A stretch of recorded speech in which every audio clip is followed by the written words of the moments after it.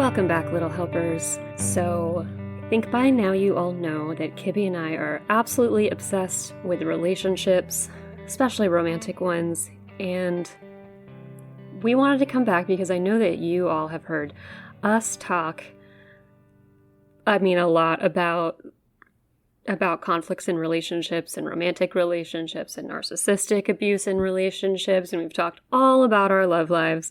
But today we wanted to bring you an expert, someone who helps people with these problems and helps couples specifically. So before I introduce her, I just want to kick it over to Kibby to tell you about her product.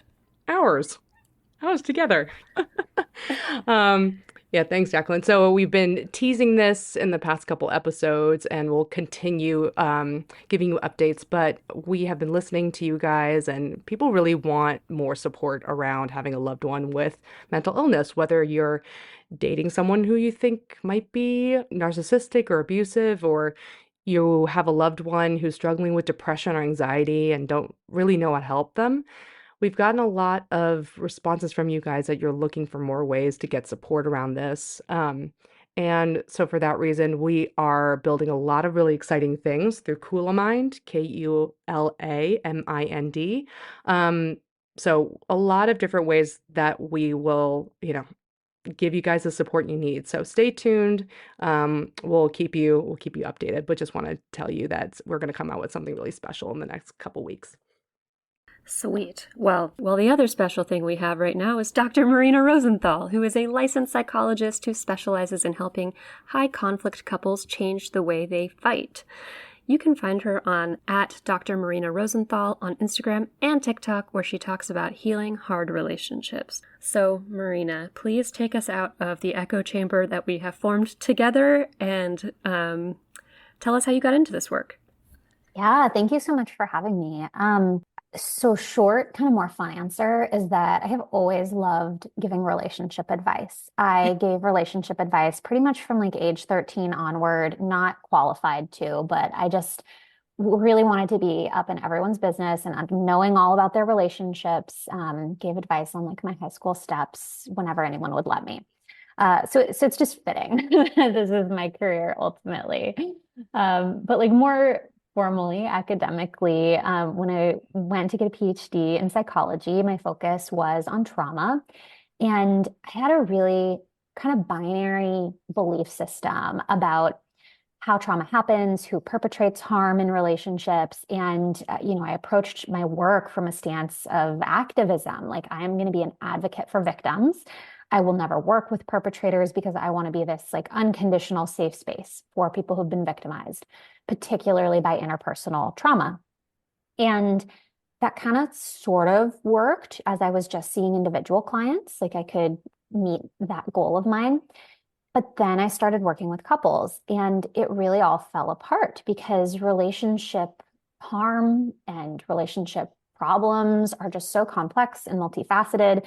It became a lot less clear to me, like, who is the victim? Is there a victim? Is this abuse? Is it not? Couples themselves were really trying to figure that out. And they weren't looking for me to say, like, well, here's your stamp of approval. One person here is an abuser. They were looking for help figuring out how to change, how to create a relationship like actually worth being in. And so I had to confront some of my own beliefs about relationships in order to become a good couples therapist. And, along the way, got to work with a variety of different types of couples, a lot of whom with just like more severe, big stuff going on. And that led me to specializing in couples who have the particular problem of really intense conflict. That's awesome. That's really awesome.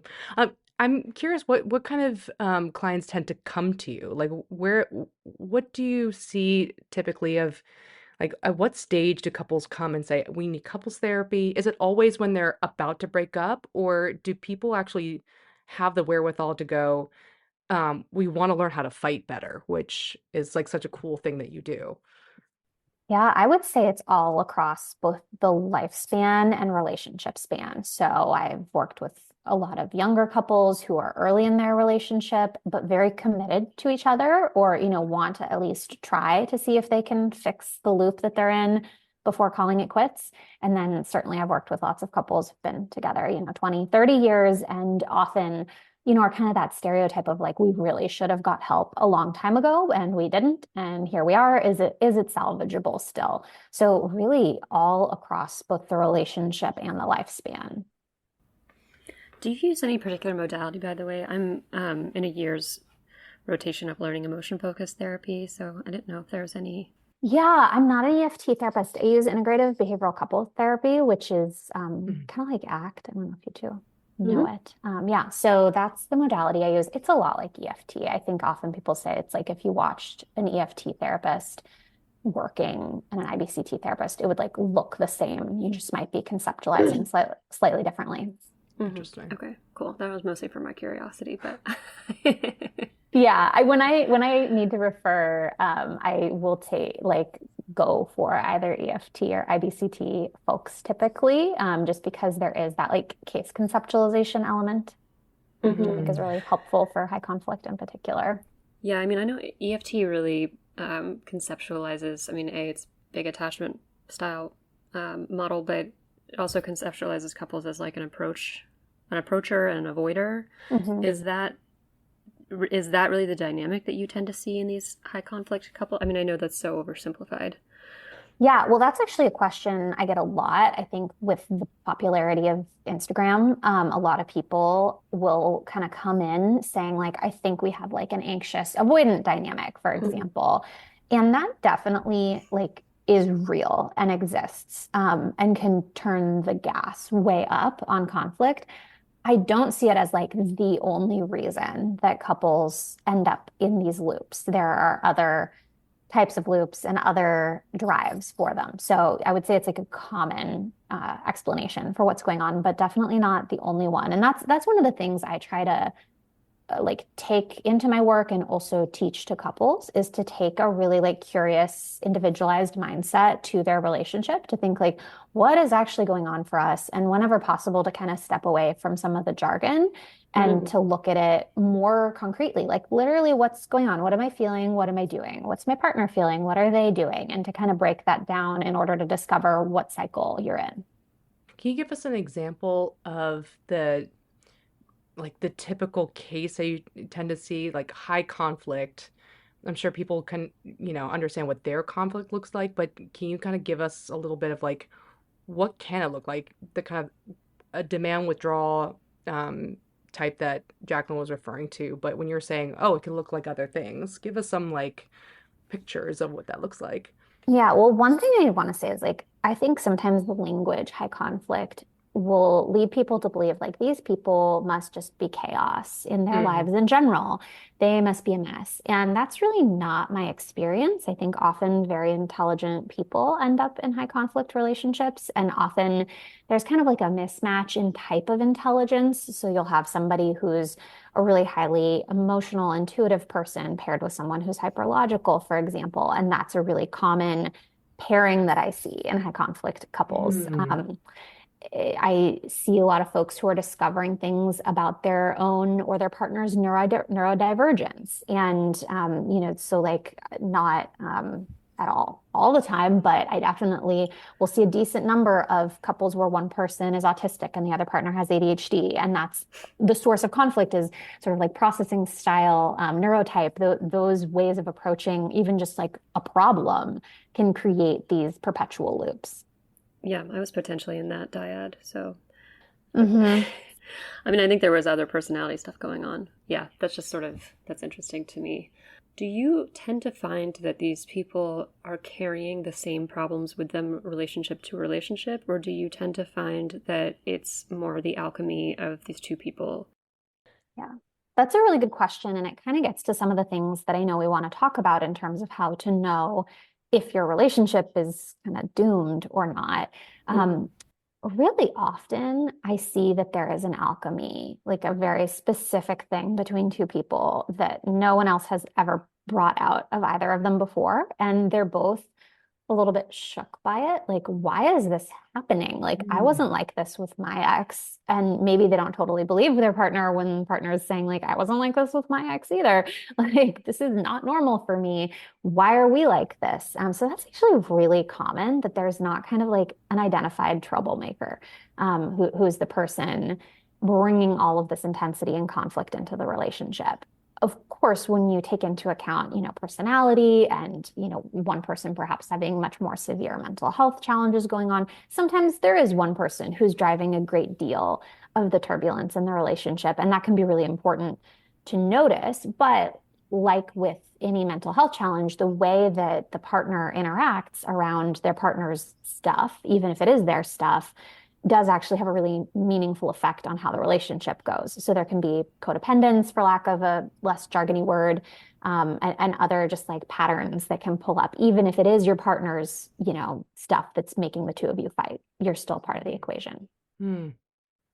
Wow, I didn't know that. I think I always assumed that we're bringing these patterns, like two people are bringing the patterns over and over again. And then it could be a particularly problematic combination, like someone who's a people pleaser and then another person who's like likes being pleased, right? And then they combine and then there's a lot of, stuff coming up there. But it's interesting that you're saying that a lot of your couples will meet and go, whoa, what is this? We're in a high conflict couple. I think it is, that you bring your stuff wherever you go, but that just the other partners that you've had, the way that manifested was much less problematic than the way that it's showing up with this other person because of their unique stuff. So, yeah, I actually really like the word alchemy for describing what happens. Mm. When, I'm glad you said that the first thing people think of is the high conflict, right? Like yeah, I just imagine people who are like fighting and throwing things and screaming and shouting, like that kind of thing. I have been in that kind of relationship, so and I never have been since, but that's what I think of is like I love you, but I hate, like I imagine that. But can you give a picture of or like an example of a type of high conflict couple that you tend to see more and more these days, or you're like, this is like the common type of client I tend to see? Yeah, well, I guess to sort of start with like a definition, I tend to think about high conflict in terms of like three things that might be happening. One of them or all three. And one is frequent conflict, like way more than you feel is tolerable, reasonable, healthy. The next is intense conflict. So Mhm. having fights that are big and messy. I personally am fine with the word toxic. I know sometimes people don't like it, but it's like unhealthy, poisonous to your system. And then conflict resolution sucks. Like you go to sleep and that's how you resolve the fight, not Mm. that you actually resolve the fight. You just burn out or agree, we cannot keep talking about this. And then with a good night's sleep, maybe everyone feels a little bit better, but there was no collaborative problem solving, empathy, like it did not actually end properly. So those are the three kind of like traits of high conflict couples that if really any of them resonate, it's not a formal diagnosis. You can just say like, yeah, that might be us. You don't need somebody to diagnose you with it. In terms of what I see more and more, actually, I think the most common pattern that I've been seeing in the past 5 years or so is the weaponization of therapy speak, which is really interesting because I mean, I love lots and lots of therapy speak and jargon and psychological terminology is so useful and real and valid. But seeing people spend a lot of time on YouTube, on TikTok, listening to podcasts, all of which have like an educational aim and potentially warp some of that information through their own lens, to kind of serve their own ego or get to a simple answer. Um, that's actually a really interesting theme I've been Hmm. noticing more and more. Yeah, I mean, that certainly happened in my relationship, and it's sort of this like positioning of him as the mature one or as the experienced one. Um, I don't know what question I'm aiming at with this, but that it just felt like a manipulation tactic. When you see these high conflict couples, how do you differentiate between two people who are weaponizing therapy speak and yelling at each other and not able to solve conflicts. How do you differentiate between that and abuse? Or do Yeah. you? Yeah, I mean, that's kind of like the number one question. And that's why for couples therapy, there really needs to be like a proper assessment period before you start therapy. So if you're a therapy consumer, if you're looking for a therapist, a really great question to ask is like, what's your assessment process like? How do you get to know us and our problems? And for me, especially if you are in a more high conflict relationship, I would really recommend looking for somebody who has a little bit more of a structured intake process where maybe you meet together, all three of you, you and your partner and the couples therapist the first time, and then you separate out and meet individually with them and then come back together. And a really important feature of that is that none of that first period is actually couples therapy, it's assessment. The therapist is figuring out like, what is appropriate here? What recommendations might I make? And that investment of time and money can feel really frustrating. Like, why aren't you helping us already? But unfortunately, it's just necessary. Like you have to actually first ascertain if couples therapy is even going to work or is safe to work. So definitely that's something that I'm evaluating and continue to evaluate throughout work with a couple because sometimes a relationship may not be abusive and that can change over the course of the relationship due to a variety of factors. So it's really critical. And I think it's a critical question for anyone in a really like messy, turbulent relationship to figure out how much freedom do I have here? How much am I being controlled? How afraid do I feel? And, I use afraid in a pretty broad, abstract way, not like I'm afraid I'm going to die, but like how much am I shaping and contorting myself to prevent my partner's reactions because their reactions, their pouting, their moodiness for 5 days would be so unpleasant that it's just not worth it to like have a different opinion. Wow. Been there. Oh, I know. that's not I was just fun. thinking of a Jacqueline's relationship where, yeah, um, for us learning couples therapy, like what are the things that you assess with that? Maybe this is also for couples to kind of do their own self-assessment, but that what you described can be really hard to pick apart, and the difference between like this is an abusive relationship or a conflictual one that has an ability to change in therapy. Like we were just taught that there are these questionnaires like conflict assessment, and they'll ask questions like, do you fear for your life? Do you feel fear for your safety? Have you ever hit or punched each other in any way?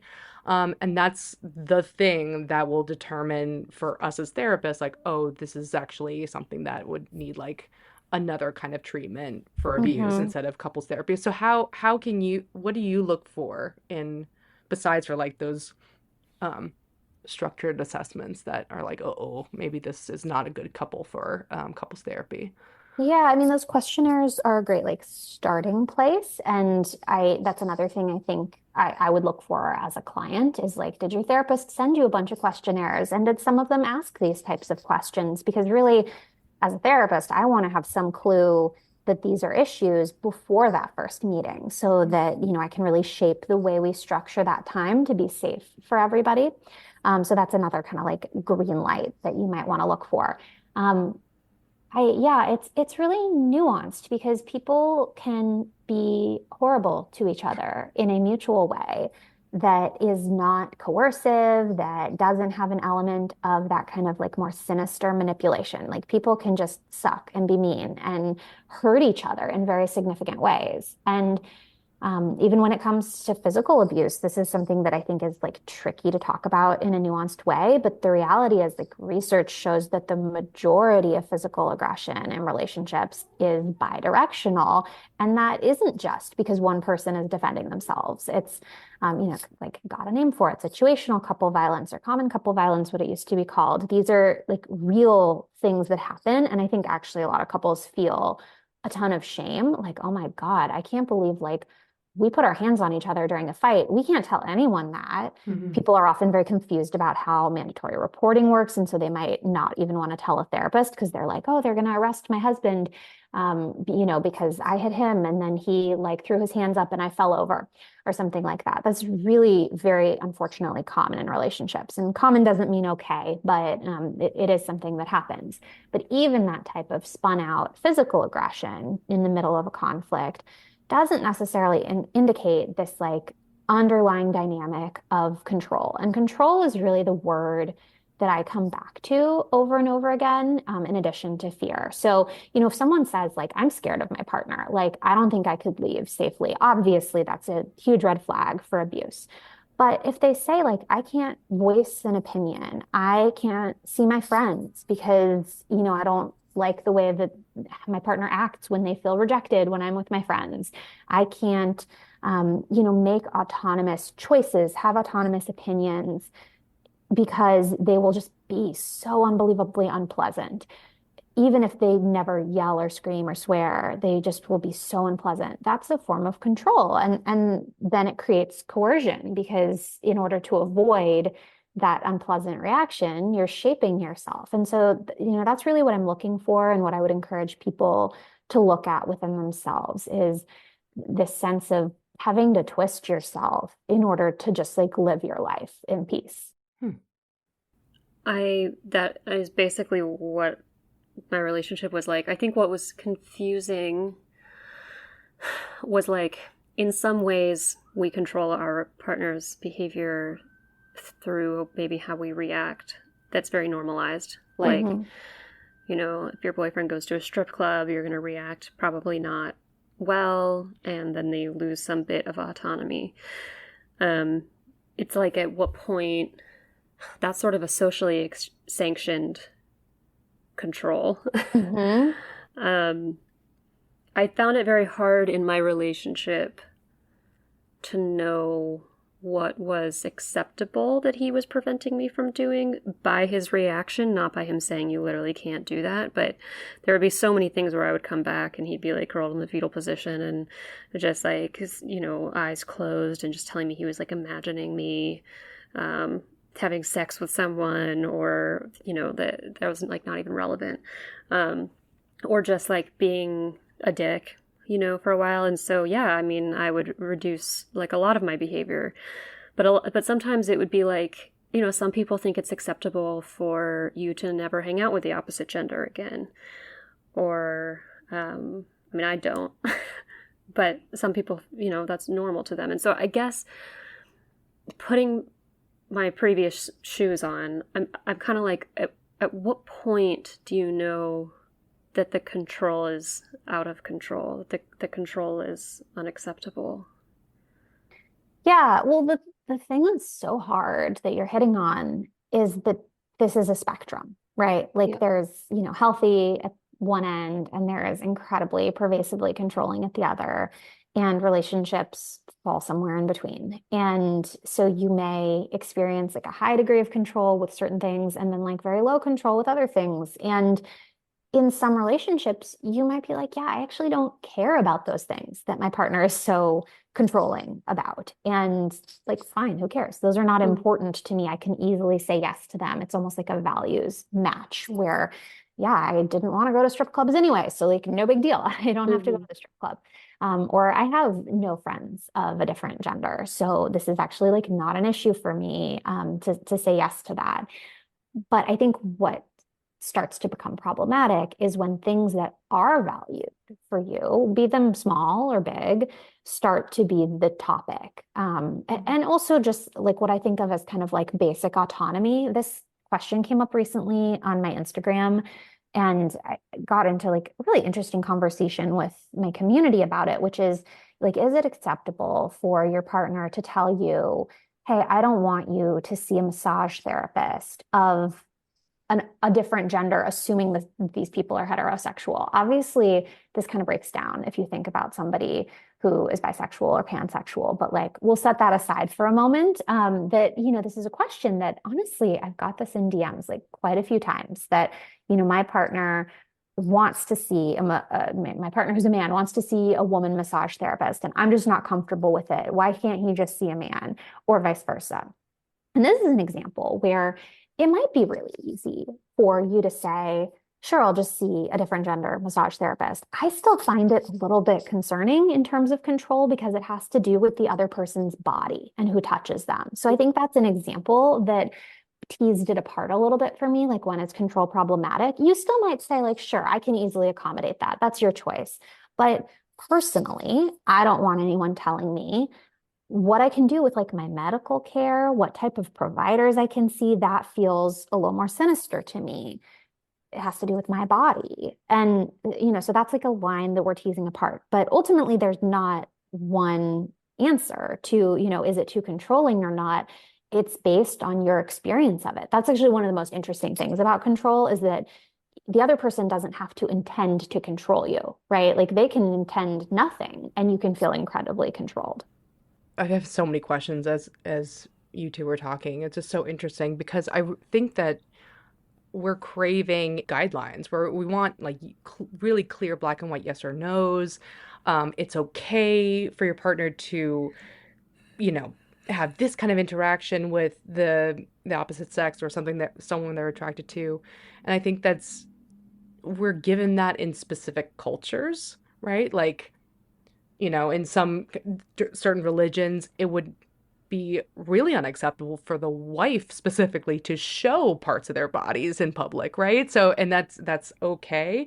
So I think we're craving those kind of guidelines, but as you're talking and what Jacqueline's description was, my question is like, who would be in the wrong, right? Who's right and who's wrong? Let's say I'm a woman who loves flirting and loves attention from men, and that's something that's really highly valued to me, right? Like I love it when men like, express like sexual attraction to me, and I go out and I do it, and then my partner gets jealous and upset about it, and um then who's in the right?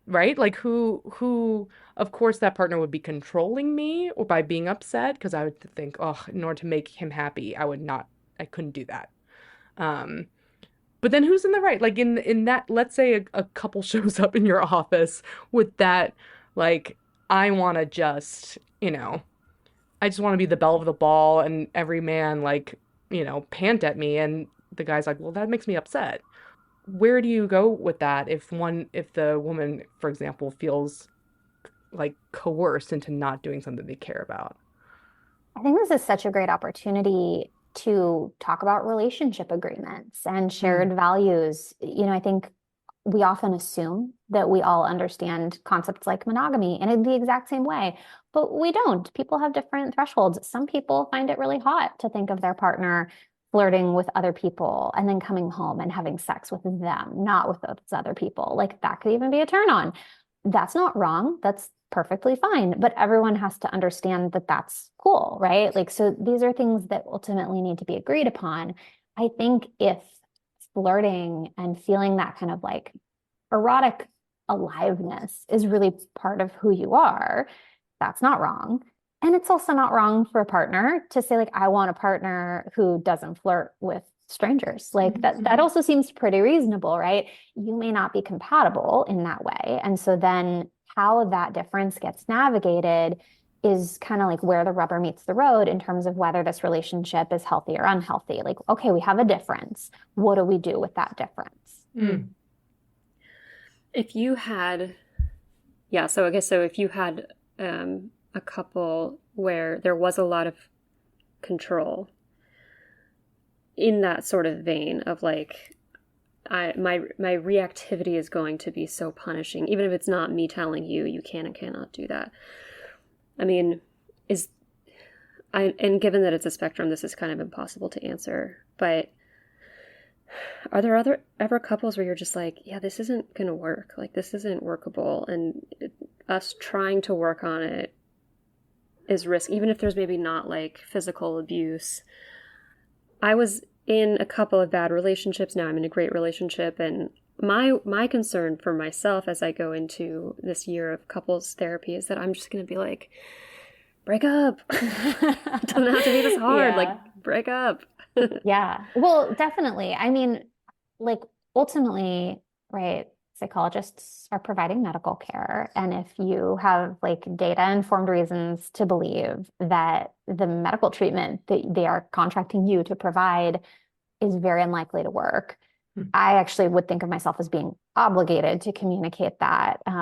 Like that feels really important. People are not always going to be happy to hear that, and they may find help somewhere else. But I do think that feedback, like that honest, direct feedback, is critical. I don't frame it in terms of like your relationship is not going to work. The way I think about it is like, here's what I see, right? Like here are the concrete differences, the way you're managing the differences, the way you both see the problem. These are the reasons why I am not seeing like a good prognosis here. I'm not seeing a high likelihood of this changing based on where you are right now. That could change, but I don't have tools in my pocket that I can offer you that are going to create change given where you are right now. And so I don't feel comfortable providing care to you. Here's what I think would be helpful, in terms of maybe individual therapy or other treatments that might be more appropriate. What might a couple look like where you make that assessment? I mean, what are the kind of, I guess, is it like a resistance to the intervention? Is it like a resistance to change?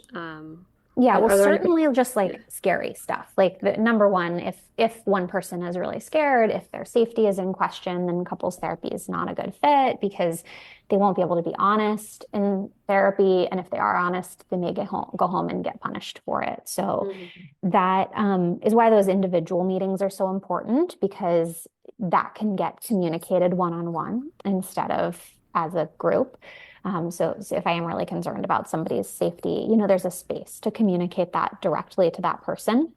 And to figure out like where they're at. And that's part of that one-on-one interview is to be like, what are your needs and how do we ensure your safety? At the more severe end, that includes things like safety planning, but at the more kind of verbal control and aggression, and that often involves like resourcing. What are your individual therapy resources? What's your support network like? If you're not ready to be out of this relationship, then how are you going to be okay in the interim?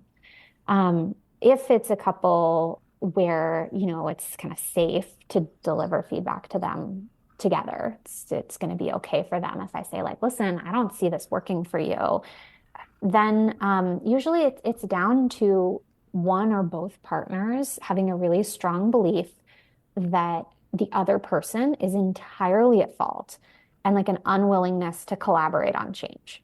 Hmm. So is that something that usually Interesting. reveals itself over time? You know, yes, it can come out over time, but I do feel like it often is evident quite quickly in an intake process because, if you ask someone like, what's the problem? And they tell you all about, okay, well, here's my partner does this and this and this and this and this and this and this. And okay, like, how do you see yourself in that picture? If they only have really kind of like superficial ways of including themselves as a part of the problem. And then if we kind of push on that and go like, okay, but what would they say? Like, what would they say is your contribution? Is there any flexibility to think about it from a different angle and see yourself as like a player? It doesn't mean you have to think you caused all the problems, but like, can you even see yourself as a player in this dynamic as opposed to somebody just sitting on the sidelines and like having stuff thrown at them? That's interesting. Huh. What about if people listening, um, we get this message sometimes of, oh no, I am, when you just have like that one person, you're one person sitting there and they go, oh no, I feel like we're fighting all the time. I am afraid to even bring anything up and talk because I'm afraid it's going to end in fight. So I feel kind of controlled in that way. They think it's all my fault. I think it's all their fault. And they're wondering, they're sitting here listening to this, wondering, like, should I break up with my girlfriend or should I break up with my boyfriend or should I take him to couples therapy? I mean, our answer would be like, it depends. But are there things that people can see if like, oh no, I'm actually in a really bad relationship and I need to get out? Yeah, well, You know, the more severe relationship aggression is always going to worry me greatly. Like if your partner has hurt you physically, that's really scary. That's something to take incredibly seriously and be addressing proactively. If they're sort of like prone to verbally attacking you and saying really horrible things about you. And as honest as you can be looking at yourself, you're like, yeah, I don't see how I do that too. That's coming at me. I do not see how I am, provoking that, throwing that back at them. That kind of seems like a them thing.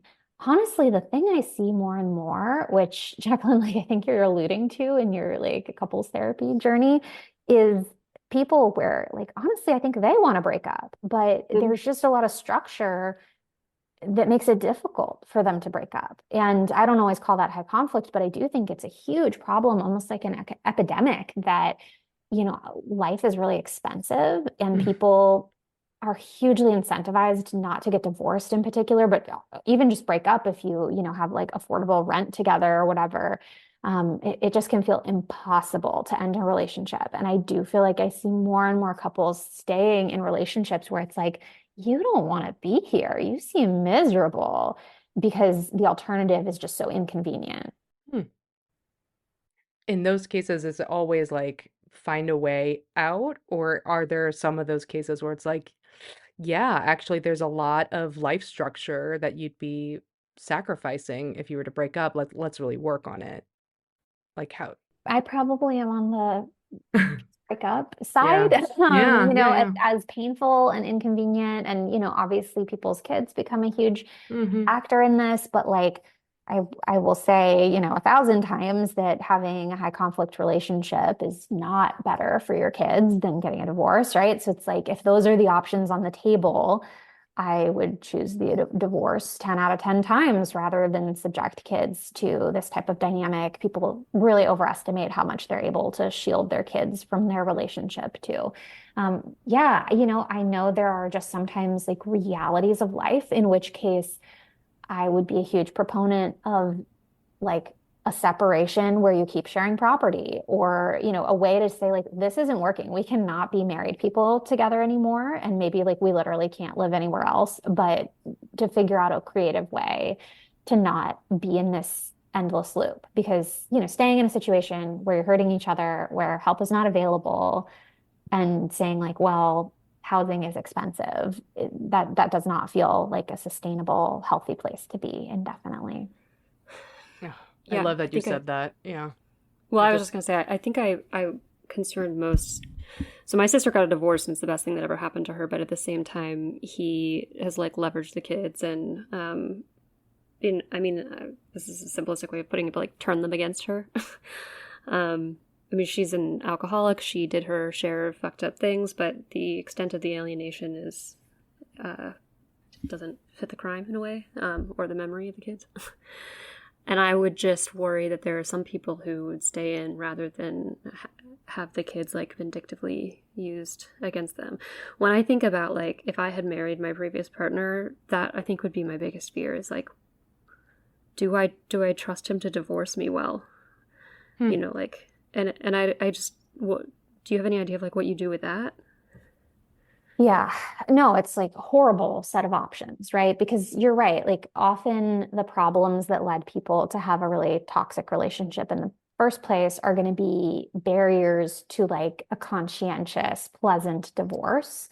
Um, good mediation, being focused on the bigger goal. I think people can get really stuck on the like short-term battle and not see the bigger picture of like, what's the goal here? What do I want? I see a lot of moms, and I relate to this so much, really struggling to let go of control. Like the kids may eat a lot of junk food at their dad's, and like they may watch a Mm. lot more TV than I would allow, or whatever. Like feeling like I can't get divorced because I would lose control. And again, it's like such a primal feeling of like, no, I can't do that. I can't do that. Ultimately, like I would stand by that, exposing your kids to a toxic relationship is so much more hazardous than screen time or Cheetos or, whatever it might be that the fear is. Oh, that would drive me crazy though. Yeah, same, Right. same, right? Like it's really tough, and it's like my heart goes out to anybody in this situation because it's not like there's like a great option Z if your partner is incredibly wounded and prone to act out like vindictively, in which case, it goes beyond like my couples therapy work, but it's a good opportunity to like really get all your resources in place. Yeah, I'm just like so glad we're talking about this because I didn't know the research behind it, but just my gut feeling is like separating in an unhealthy relationship is better than staying together with kids. But I hear this all the time where people are terrified to break up because, of the financial things, but also like, oh, I'm gonna mess up my kids. They're gonna be hurt by the separation. And I'm like, I think you guys staying together is not better, but it's good to hear that an expert saying that. I have a question. We've been talking about the topic of like vulnerable, I don't want to say vulnerable narcissism, but also seeing a weaponizing of um there's like weaponizing incompetence and vulnerability. And I this is places where I've heard therapy terms being weaponized. Basically, what I'm saying is for people who actually control through their being vulnerable, right? Like being wounded, being hurt, being the victim. And that could be so confusing because then the other person is like, oh my gosh, I'm hurting this person. I'm the bad one. But then you're seeing this other person, the vulnerable one, going like, oh, I'm triggered, I'm traumatized, you doing this is making me feel dysregulated, right? So do you see that a lot? Are you seeing sometimes people using like the victim role to do bad things in a relationship? Or like how do you know when that's like, I hate to say legitimate, but you know what I mean? Like, Definitely. I mean, I think about things really just like functionally, behaviorally. And so, even if you don't think, oh, my partner is like a vulnerable narcissist or whatever, ultimately, like we are responsible for coping with our own emotional experiences in like a respectful way that isn't harmful to other people. And someone, saying something that rubs you the wrong way or living their life in a way that brings up your own insecurities is not like an excuse for, being harmful with your feelings. Big feelings are real and can be a facet of how someone experiences the world, but they don't give you like a pass to just be like, well, I acted however because I had all these big feelings. So I think there's just this like emotional maturity component where if you see your partner um, not having the skills to handle their emotions in an adult, non-harmful way, that is going to be really grating and really exhausting.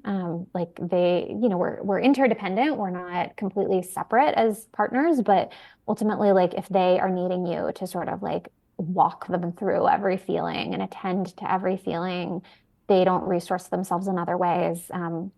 That's going to burn out most partners eventually. I've also been there. All in the same relationship.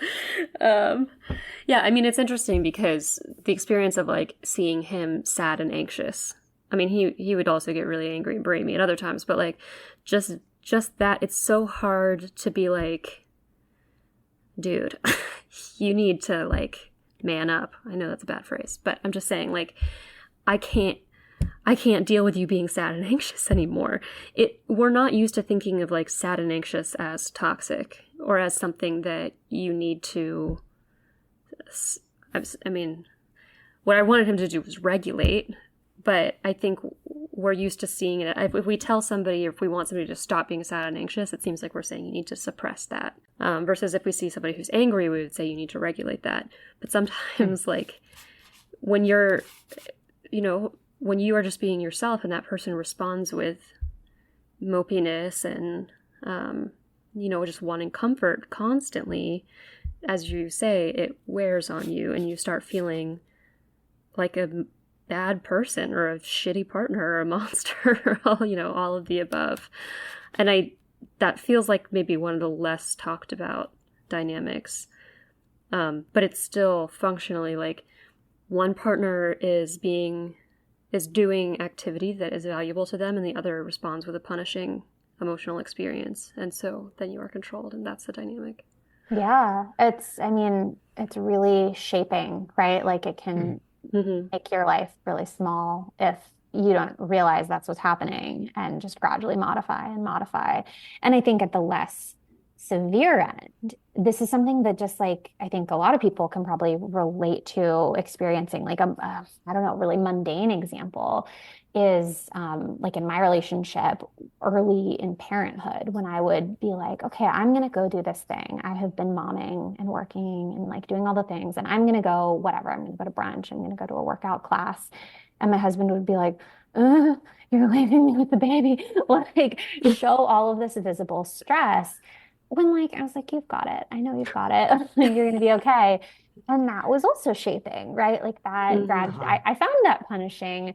I don't think there was a manipulative intent to it, but it did have that effect. And so even at that more like non-pathological end of the spectrum, these can be things to call out in your relationship and notice like, I want to take care of myself. I think it's important. I think you agree with me that it's important. But when I try to, it looks like it's a huge bummer for you. And then I don't want to bring it up because it ruins the tone of our day. And like that's very much a conversation that we had with my husband, who's definitely like not a covert narcissist, you know? So like these things come up. It's real relationships involve these dynamics. And I think people don't always know what to do with them. I think I've been enjoying lately trying to find less the therapist-y language or less shaming or judgmental language to describe processes, because I think people get really hung up on, is this abuse or is this not abuse?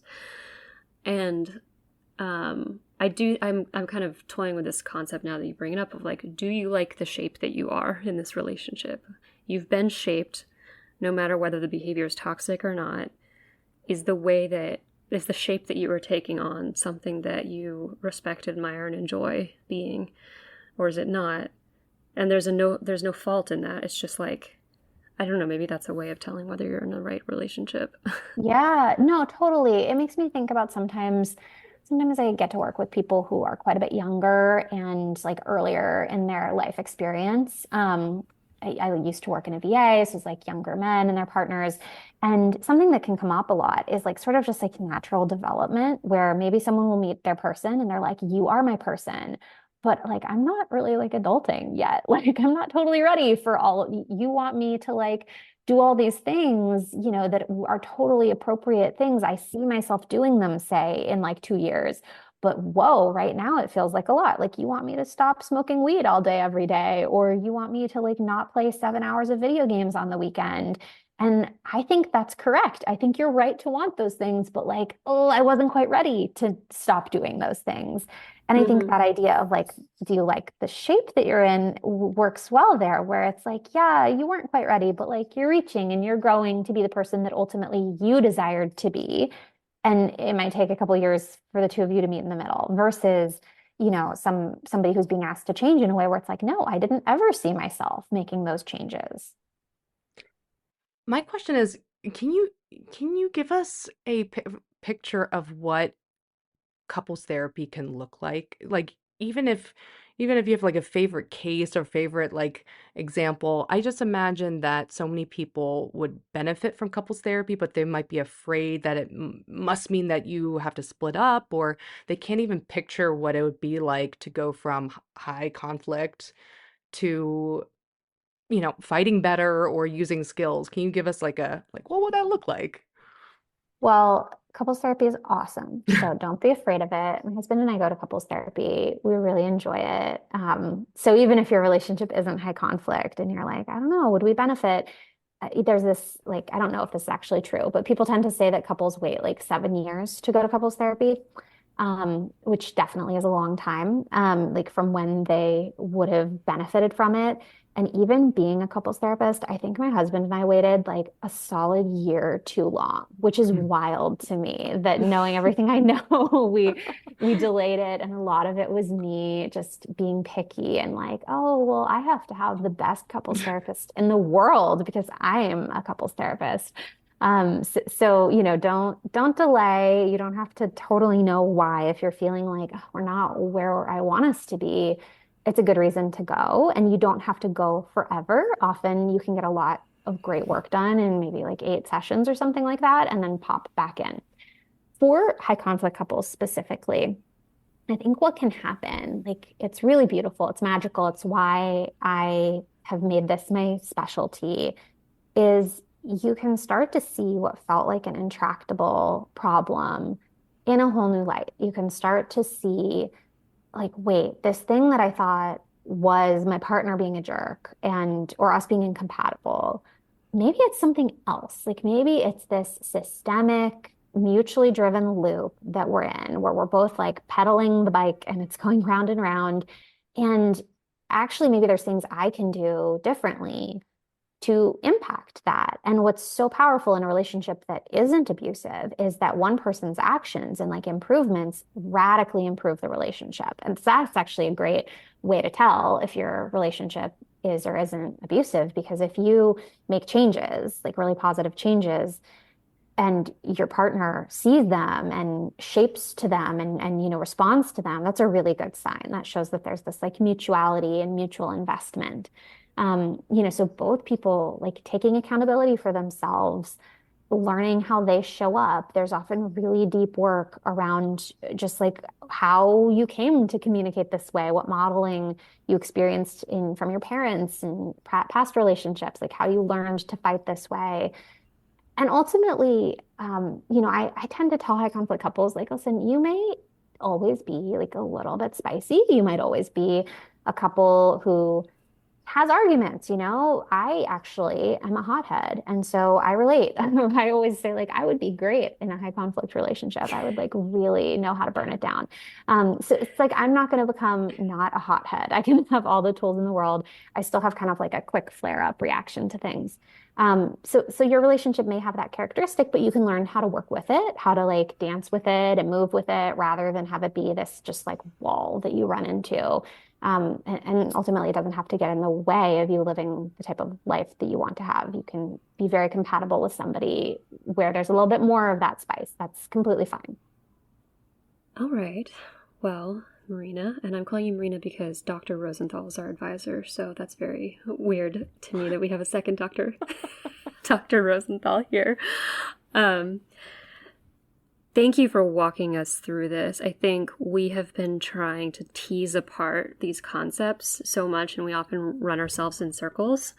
Every time we try to define things, it's all of the exceptions are there, all the spectrums are there, and so it's just helpful to have you on and kind of toy around with these ideas with us from the perspective of somebody who really works with these couples and has seen success.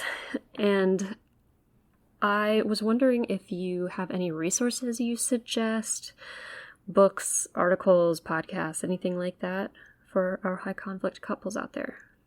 Yeah, well, I have a few things I can offer. One of them is free. I have like a high conflict starter kit that if you go to my Instagram and click my link in bio, it'll pop up. It's called like Calm Conflict Starter Kit.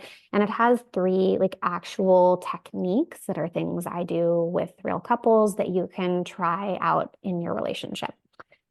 So that's like free and you can just get it through my Instagram.